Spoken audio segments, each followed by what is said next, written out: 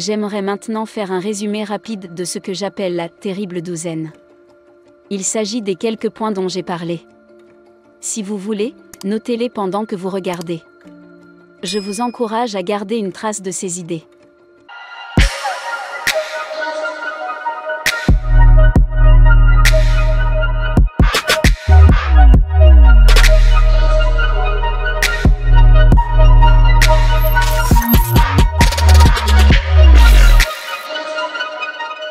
On veut plus pour les autres que ce que l'on veut pour soi-même. Voulez plus pour les autres, quoi que vous perceviez comme manquant, quels que soient les problèmes de santé que vous avez, les dépendances avec lesquelles vous luttez, le manque d'amour que vous avez dans votre vie, le manque de paix que vous avez avec vos oncles et tantes, vos parents ou vos beaux-parents, voulez que la paix que vous recherchez pour vous-même soit plus grande pour eux, la voulez-vous plus grande pour eux. C'est ainsi que nous créons ce niveau de conscience. Deuxièmement, commencez à vous voir entouré des personnes, des événements et des choses que vous aimeriez avoir, voyez-vous comme étant libre de toute dépendance. Voyez, si vous aimeriez savoir, s'il y a une voiture que vous voulez. Pendant un temps mon fils était parfait dans ce sens. Je veux dire, il était tellement doué pour ça. Parce qu'il y a une certaine voiture qu'il voulait jaune. Et il ne m'a embêté avec ça tous les jours. Et tous les enfants font ça. Comme je cédais pas à ses caprices, il a pris une photo de la voiture. Il l'a mise sur son ordinateur. C'était une voiture d'occasion, il est allé sur internet et il s'est vu et il ne pouvait pas ne pas se voir dans une voiture d'occasion. Ce qu'il y a, c'est que les jeunes savent instantanément qu'ils peuvent créer ce qu'ils veulent dans leur vie. Et la façon dont je le fais, c'est que j'agis comme si c'était déjà là. Et c'est presque comme s'il n'allait pas être refusé. C'est ça l'intention. Ce n'est pas l'attitude de Pitbull. C'est cette conscience que je pense depuis la fin. C'est déjà là parce que tout ce que vous pensez manquer dans votre vie est déjà là. La troisième de ces douzaines est d'être un appréciateur dans votre vie. Soyez un appréciateur, cherchez ce qui a de la valeur plutôt que ce qui n'en a pas. Vous achetez une maison. 10 ans plus tard, on dit qu'elle a pris de la valeur. Qu'est-ce que cela signifie ? Qu'est-ce que cela signifie qu'une voiture ou une maison s'apprécie plus tôt ? Qu'a-t-elle plus de moi ? De valeur ? C'est un peu la même chose pour vous. Si vous êtes un appréciateur, vous avez plus de valeur. Vous achetez une voiture, vous la conduisez sur un terrain. On vous dit qu'elle a été dépréciée de 20%. Qu'est-ce que cela signifie ? Elle n'a plus la même valeur qu'avant. Lorsque vous vous dépréciez, vous perdez votre valeur. Lorsque vous appréciez, vous vous donnez de la valeur, et qu'est-ce qui pourrait avoir plus de valeur que d'être connecté à la source ? Pour rester en rapport avec l'énergie de la source, restez en rapport avec vous. Votre travail ici est d'être dans un état d'harmonie avec cela, en vous rappelant constamment que c'est ainsi que ma source pense. Comprenez ce que c'est que la résistance.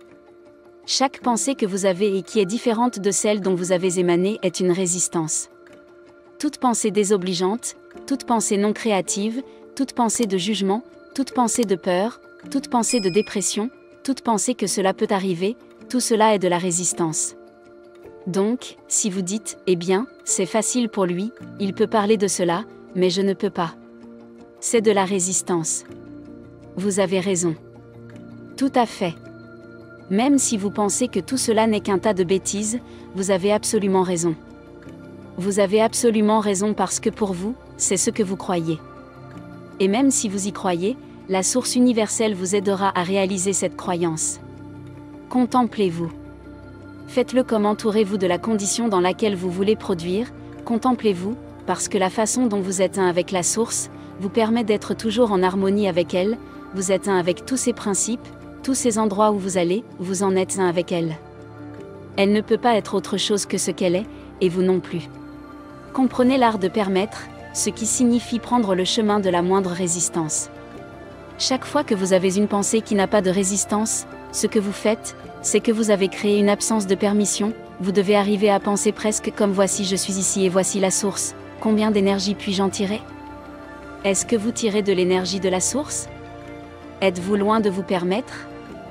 Permettez-vous une pratique d'humilité radicale, vous n'êtes pas ce corps dans lequel vous êtes. Vous n'êtes pas l'esprit dans lequel vous êtes. Vous n'êtes pas les possessions que vous avez. Vous êtes une source divine. Soyez dans un état constant de gratitude. Soyez reconnaissant pour tout ce qui se présente. Restez dans un état de générosité et de grandeur dans votre vie. Car quoi de plus généreux que ce qui vous a permis de venir de la source infinie à ce monde matériel?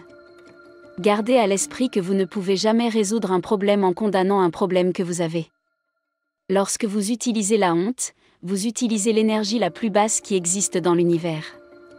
Vous ne pouvez pas utiliser la honte pour accéder à une conscience supérieure et à l'énergie de la source. Jouez au jeu des correspondances. Jouez le jeu de la correspondance.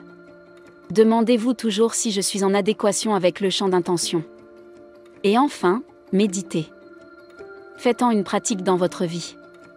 La méditation est essentielle car c'est votre façon de rester connecté à la source. Quelle est la seule chose dans l'univers qui ne peut être divisée? On ne peut pas diviser Dieu. Tout le reste a un sens au bas nord sud et ouest. Masculin, féminin, droit, faux, noir, blanc, vivant, tout se présente sous forme de dichotomie, sauf le silence. Le silence, si vous le coupez en deux, qu'est-ce que vous obtenez? Bien évidemment plus de silence. On le coupe à nouveau en deux, et on obtient encore du silence. Il est NVA de même pour la source. On coupe la source en deux, on obtient encore plus de source. Pareil aussi pour la méditation. Vous ne pouvez pas diviser la méditation. Ne restez dans le vide. Owen espère que vous avez aimé la vidéo. N'oubliez pas d'activer la cloche de notification pour ne rien rater. Pour ceux qui viennent d'arriver, pensez à vous abonner. À très vite.